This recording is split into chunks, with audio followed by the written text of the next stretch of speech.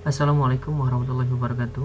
Baik, kita akan mulai belajar tentang komponen elektronika, yaitu dioda.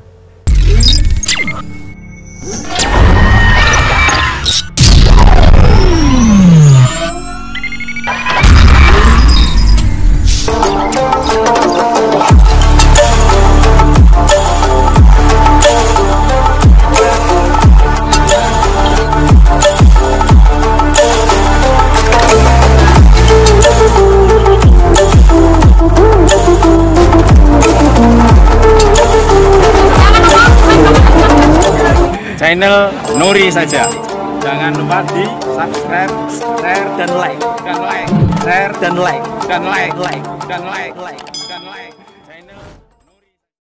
Kita coba mengenal untuk bagaimana bagian-bagiannya, bagaimana simbolnya, bagaimana gambar fotonya atau bentuknya, fungsi kerjanya, dan bagaimana diterapkan pada rangkaiannya. Yang pertama, mari kita mengenal dioda pertama kali ditemukan oleh J.A. Fleming pada tahun 1904, yaitu di Inggris ya. Dioda dari kata di dan oda. Di artinya dua atau double. Oda artinya elektroda. Ya, elektroda. Jadi dioda ini adalah pertemuan antara dua elektroda. Ya, double elektroda. Di mana elektroda ini merupakan bahan semikonduktor ya, dan dengan pembawaan muatan positif dan negatif.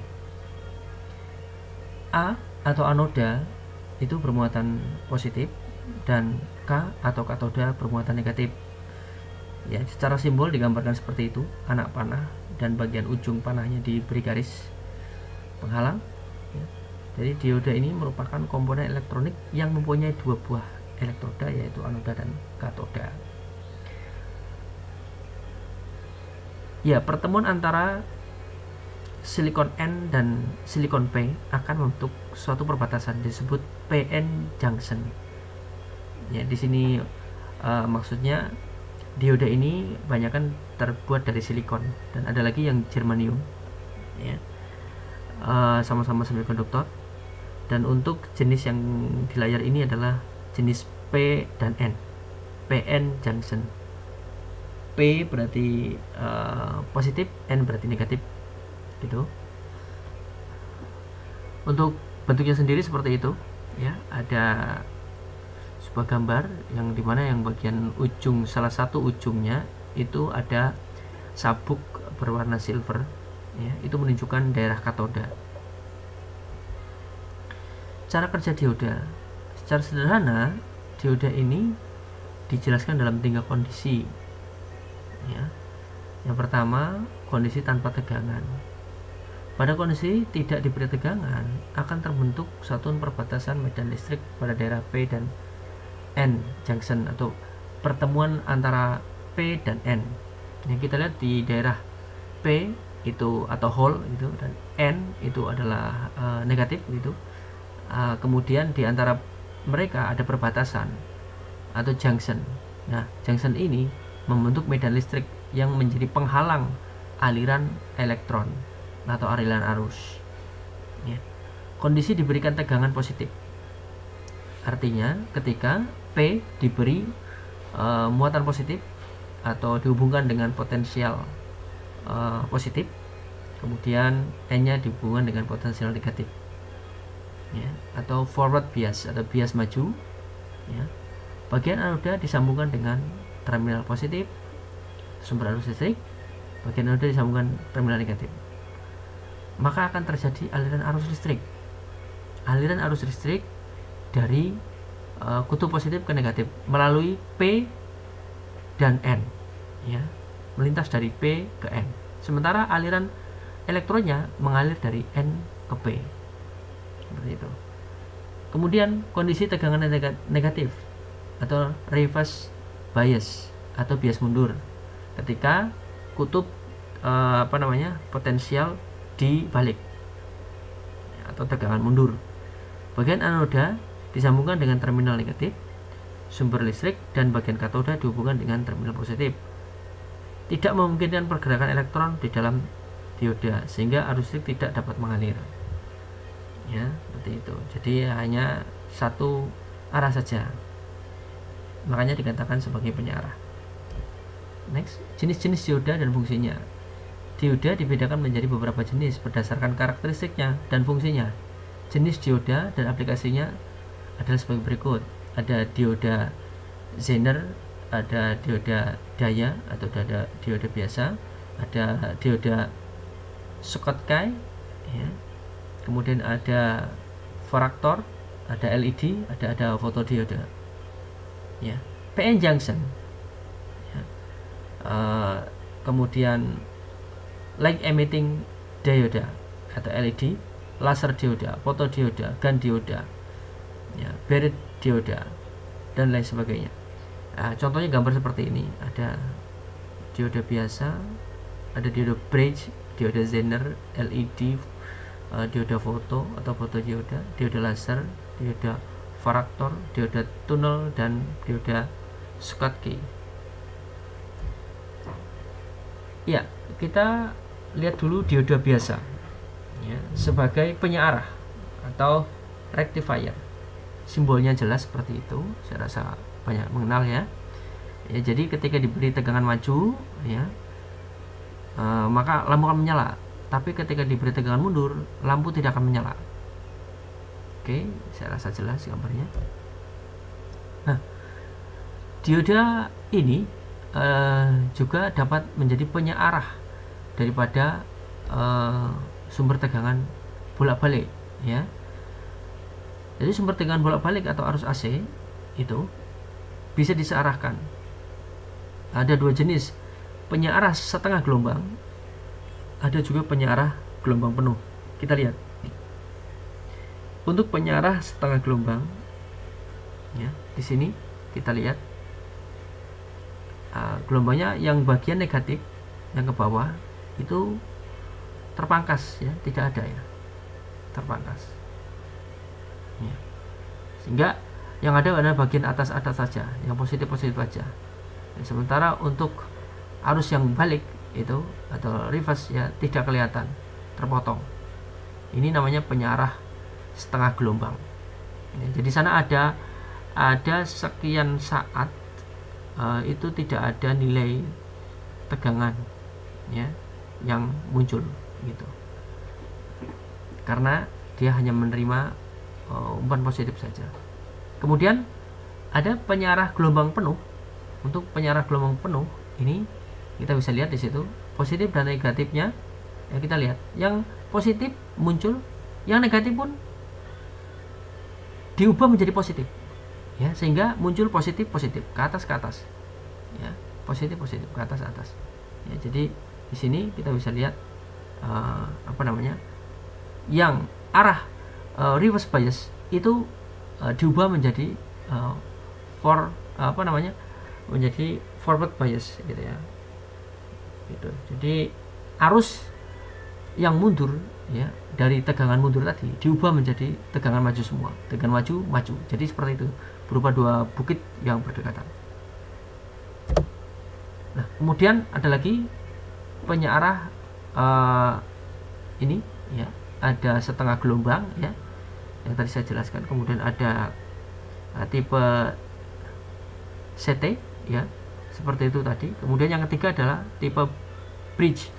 Tipe bridge ini benar-benar dia menjadikan arus bolak-balik ini menjadi arus DC, ya, tidak ada yang hilang, seperti itu, ya. Kita lihat di situ ada 1, 2, 3, 4, ada 4 dioda, ya, 1, 2, 3, 4 dioda itu, ya, mengalirkan arus pada satu arah, baik yang tegangan maju atau arus maju, ya, baik yang tegangan mundur menghasilkan arus mundur, itu semuanya dimajukan semua, nah, sehingga semuanya menjadi arus DC, ya, seperti itu, dengan nilai itu V maksimal per akar 2.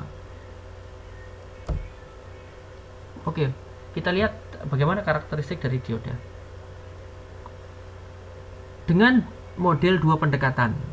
Satu sebagai dioda ideal dan yang kedua dioda real atau nyata. Ya, untuk dioda yang ideal kita bisa lihat grafik yang di atas ini. Itu untuk sumbu Y ke atas. Kita lihat grafik yang bagian atas ini, 3 bagian atas ini. Dioda ideal bagian 1. Ini untuk sumbu Y ke atas. Ini artinya bias maju, ya, diberi tegangan maju, ya. Kemudian yang sumbu Y ke bawah ini menunjukkan tegangan arus mundur, ya, arus mundur, ya. Dan arus sumbu X ini untuk V negatif, ini berarti tegangan mundur. Kemudian yang V plus ini tegangan maju. Kita lihat dioda sebagai dioda ideal, ya, itu ketika diberi tegangan maju dia langsung memiliki arus maju, ya, langsung 90 derajat. Ketika diberi tegangan mundur dia arusnya tidak ada, atau 0, ya. Kemudian dioda ideal kedua, ketika diberi tegangan mundur dia tidak ada nilainya. Ketika diberi tegangan maju maka dia membentuk sudut alfa. Artinya apa? Itu terjadi arus maju tetapi miring, artinya tidak langsung vertikal, berarti tidak serta-merta menghasilkan arus sesuai dengan arus yang sebenarnya yang muncul dari sumber tegangan, ya. Ada seolah-olah ada yang tertahan seperti itu, ada yang tertahan, ya, sehingga dia membentuk miring, gitu ya, miring. Nilainya berarti tidak sama seperti dioda ideal yang pertama. Sementara dioda ideal yang ketiga itu, ya, ketika diberi panjar mundur, ya, reverse bias, ya, tidak ada nilainya, arusnya juga tidak ada. Ketika diberi forward bias atau tegangan maju, maka di sana untuk beberapa saat tidak terjadi arus, tidak ada arus yang keluar, ya, tidak ada arus maju, ya, seolah-olah ada hambatan, ya, tegangannya tetap, ya, di sana tegangan maju tapi arusnya belum ada. Dan beberapa saat kemudian setelah VJI, ya, apa VJI itu berarti adalah tegangan yang diizinkan, ya, maka dia kemudian membentuk sudut alfa, ya, dia ada nilai arus maju, ya, dan arus maju ini tidak serta-merta seperti dioda ideal yang pertama, ya, ada kemiringan, gitu, ada kemiringan, jadi selalu ada hambatan, gitu, ada hambatan. Jadi ini dioda ideal yang ketiga ini untuk mendekati real, ya, seperti itu. Nah, untuk VJI sendiri atau tegangan tegangan cut in ini, ya, untuk silikon adalah 0,6 sampai 0,7 dan untuk germanium adalah 0,3 sampai 0,4 volt, ya, gitu. Kemudian dioda real, ya, ketika dioda itu dianggap sebagai dioda real atau nyata, maka terbentuk seperti grafik begini. Ketika diberi tegangan maju, ya, beberapa saat dia tetap nilai arusnya 0 sampai VJI yang diizinkan atau tegangan cut in ini, ya, dia mulai naik ke atas, artinya ada arus yang dialirkan ketika diberikan tegangan maju, ya, setelah memenuhi tegangan VJI tadi. Nah, begitupun ketika dia itu diberi tegangan mundur. Nah, pada dioda ideal ketika diberi tegangan mundur tidak ada nilainya. Tapi ketika dioda ini sebagai dioda real, kenyataan di lapangan, dioda itu ketika diberi tegangan mundur pada saat-saat tertentu, ya, ketika tegangan itu mencapai tegangan breakdown, maka akan terjadi arus mundur. Terjadi arus mundur ini disebut sebagai arus bocor, ya, arus bocor, begitu, ya. Jadi sekali lagi, untuk dioda real ketika diberi tegangan mundur pada saat-saat tertentu, ya, ketika tegangan itu memang memenuhi atau lebih dari atau sama dengan dari tegangan VBVO atau disebut tegangan breakdown, maka dia akan mengalirkan arus mundur seperti itu.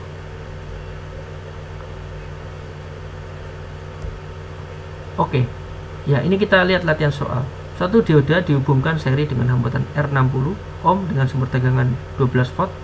Ya, sistem dioda D, R, dan E membentuk suatu loop tertutup. Apabila dioda terbuat dari bahan silikon, tentukan arus I dalam rangkaian tersebut. Jika dioda dianggap ideal dan jika dioda dianggap real. Nah, untuk jawaban A, dioda dianggap ideal, maka kita anggap tidak ada masalah ya. Pokoknya ketika ada sumber tegangan 12 volt itu melalui dioda, seolah-olah tidak ada apa-apa, dan melalui hambatan R60 juga di situ berarti tegangannya sama. Ya, kita lihat di situ ya.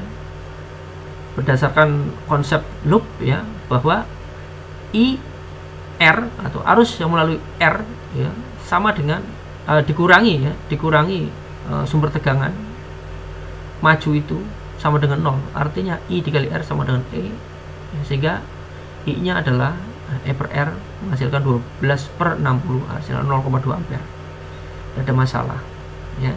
Jadi digambarkan secara rangkaiannya seperti itu, seolah-olah nggak ada apa-apa gitu. Anggap aja saklar gitu, saklar tertutup gitu, langsung jalan, tidak ada masalah. Itu ketika dianggap sebagai dioda ideal. Tapi untuk kasus B, anggap ketika diodanya adalah dioda real, maka di sana silikon dan germanium ini bermain. Di sana silikon itu tegangan VJI-nya adalah 0,6 sampai 0,7, kita anggap 0,7 itu. Kemudian berarti di situ apa? Ada potensial yang menghalangi sumber tegangan tadi, seperti itu ya, sehingga di situ muncul tegangan ya yang berlawanan dengan tegangan maju. Nanti di sini berarti E sumber tegangan dikurangi dari tegangan pada dioda tersebut ya. Berarti nanti 12 ya, 12-nya ini dikurangi 0,7. Nah, seperti itu. Jadi di sana ada seperti teorema, sesuai dengan teorema loop ya. Itu. Di sana juga kita lihat ada hambatan. Jadi meskipun dioda itu tidak kelihatan bentuk hambatannya, tapi itu dianggap memiliki hambatan karena ini memang dioda real. Hambatannya berapa? 1 ohm ya, 1 ohm. Sehingga nanti untuk R1 itu ditambahkan dengan 1 ohm itu tadi. Nah, ya kan? Tadi hambatannya kan 60. Ditambahkan hambatan pada dioda 1, berarti 61 kan? 61. Itu hambatan totalnya.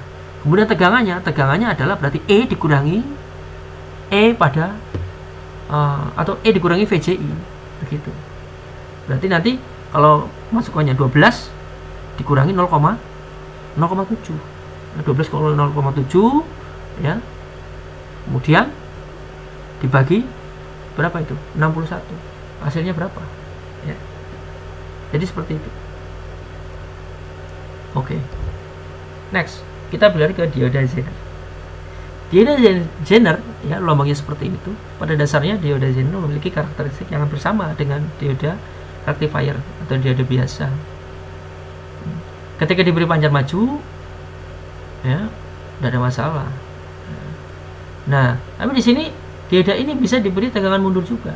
Pada dioda Zener bias maju nilainya VJ-nya 0. Jadi ketika diberi bias maju nggak ada masalah. Sama dengan seperti biasanya. Tetapi di sini ya, pada bias mundur, pada saat terjadi gejala yang serupa dengan breakdown, tegangan breakdown pada dioda rectifier, dioda Zener akan menghantarkan tanpa kerusakan. Jadi ketika dia diberi tegangan mundur ya, sama dengan atau melebihi dari tegangan breakdown, dia akan menghantarkan tapi tidak merusak.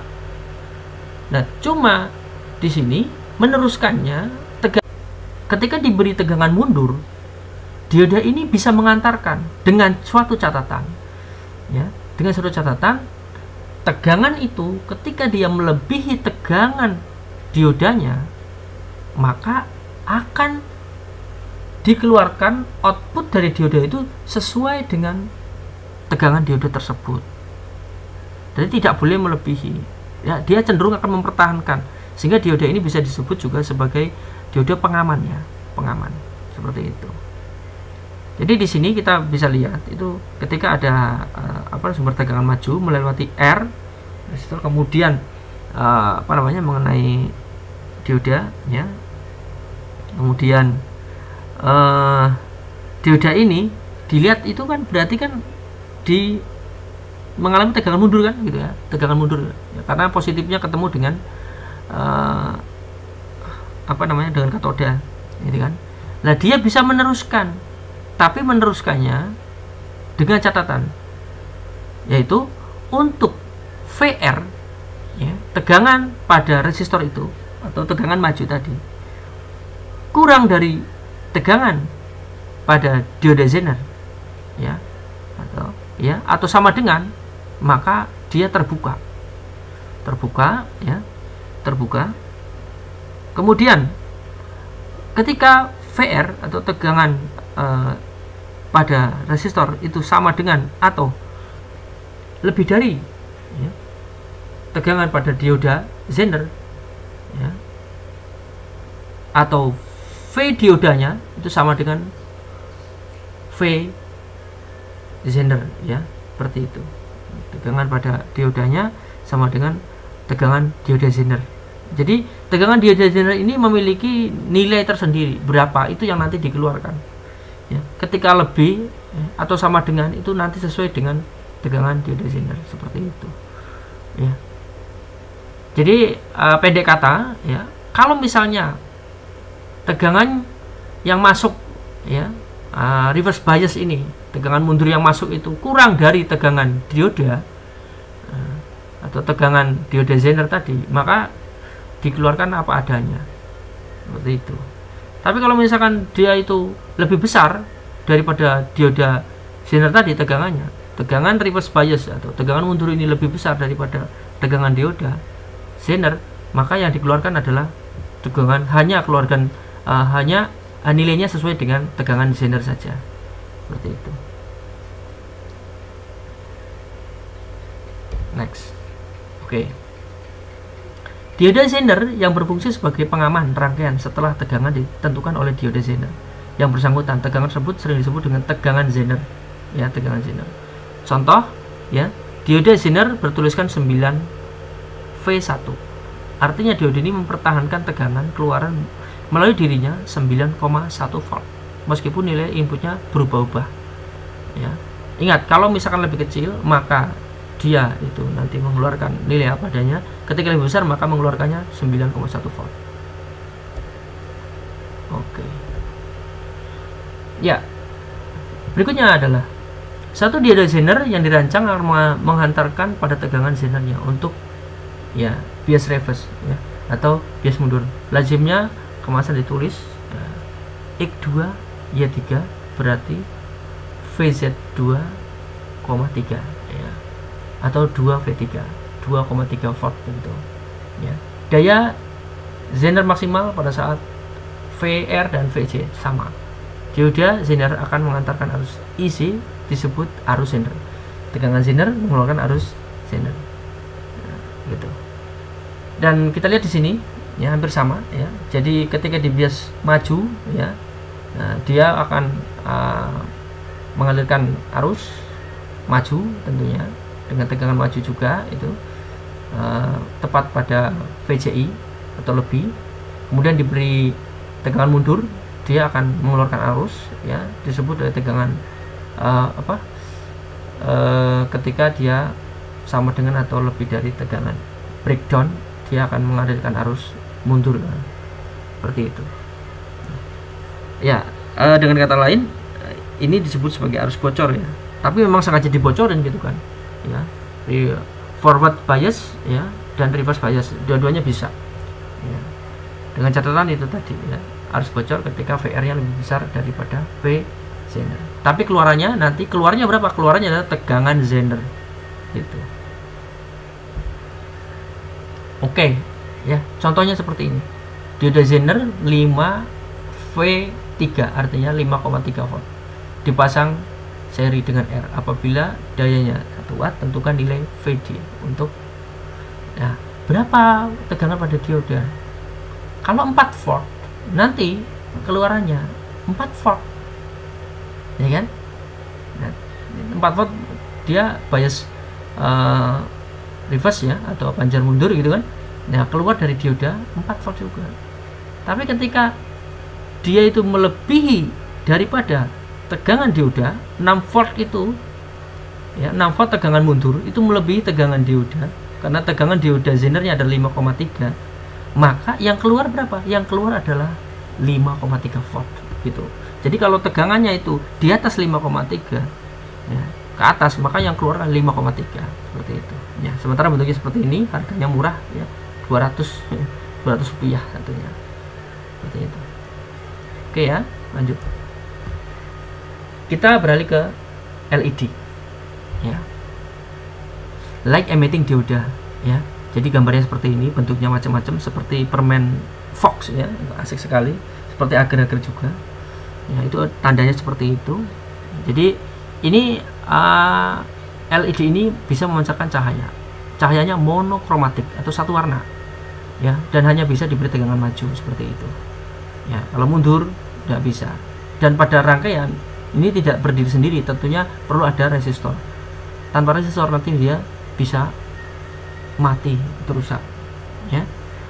Jadi LED ini juga dapat memancarkan sinar inframerah yang tidak tampak seperti remote control pada alat-alat elektronik. Oke. Ya, jadi ini juga dioda ini disebut sebagai sensor cahaya ya. Fotodioda. Ya. Fotodioda. Ya, ini kebalikannya. Kalau tadi memancarkan sinar, kalau ini disinari terus jadi berfungsi gitu kan. Dioda foto adalah komponen elektronika yang dapat mengubah cahaya menjadi listrik. Ya, atau sel surya ya. Ini. Ya. Hampir seperti itu. Tapi sedikit berbeda. Dioda foto merupakan komponen aktif yang terbuat dari bahan semikonduktor. Ya. Jadi dioda ini memiliki lensa dan filter optik yang terpasang di permukaannya menjadi pendeteksi cahaya. Ilustrasinya seperti itu. Itu simbolnya. Kemudian ketika ada cahaya mengenai dioda itu, ya, dioda tipe N tadi, ya, N itu dikenai cahaya sehingga elektronnya bertambah. Kenapa bertambah? Karena ada tumbukan dari cahaya, dari foton itu menumbuk elektron atom yang ada di situ, elektronnya bertambah sehingga beda potensial semakin besar. Nah, beda potensial semakin besar ini ya, ketika dikasih kabel-kabel ujung-ujungnya antara anoda dan katoda akan menghasilkan arus seperti itu. Ya gitu, seperti itu. Tapi ketika cahaya tidak ada, maka jumlah elektron tidak bertambah sehingga beda potensinya mengecil seperti itu. Jadi di sini ada bahan-bahannya. Bahan-bahannya ada silikon, ada germanium, ada indium, gallium, ya, ya. Macam-macam ya, macam-macam. Jaraknya ada jaraknya. Ya, meskipun itu jaraknya lumayan pendek ya. Kisarannya nanometer gitu ya. Ya, pada grafik tersebut kita bisa melihat bagaimana perbedaan antara dioda biasa dibandingkan dengan dioda tunnel. Ya. Pada tegangan bias maju ya, yang diperlukan untuk menggerakkan dioda tunnel ke puncak arus ya, arus puncak IP gitu kan. Ya. Dengan tegangan puncak VP, puncak IP ya, seperti itu, pertemuannya di situ. Kemudian dia akan turun dengan sendirinya. Arusnya akan turun hingga pada IV. Ya. IV di mana? IV terjadi pada tegangan lembah VP. Ya, seperti itu. Kemudian ketika diberi tegangan maju terus, dia akan naik lagi. Dia akan naik lagi sampai I puncak lagi dan seterusnya. Ya.